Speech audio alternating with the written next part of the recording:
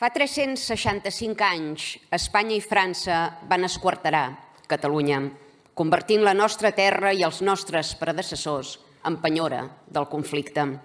El botí de guerra necessari per apaivagar l'ira de dos reis forans i depravats, un joc de trons que va desposseir-nos del nord del país i que va dibuixar una frontera fictícia entremig del nostre poble.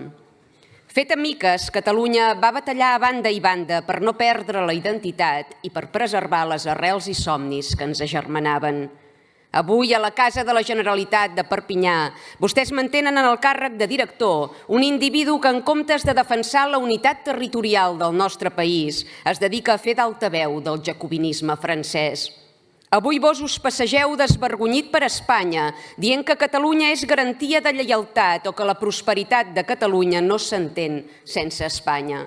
El que no s'entén sense Espanya és el fracàs de Rodalies, la regularització massiva d'immigrants il·legals o el saqueig fiscal immunda al que ens sotmeten. Espanya no ens ha dut prosperitat, ens ha escapçat la pàtria i ens l'ha omplert de partidaris de Hamas i de la Xària. Aquesta és la seva contribució al progrés, senyor Illa? Fer els ulls grossos davant la vulneració flagrant de la llei d'estrangeria? Col·locar anticatalans al capdavant de la Casa de la Generalitat a Perpinyà? Rendir vassallatge als empresaris i polítics madrilenys davant el Círculo de Belles Artes? Caram, quin progrés més estrany el seu, no?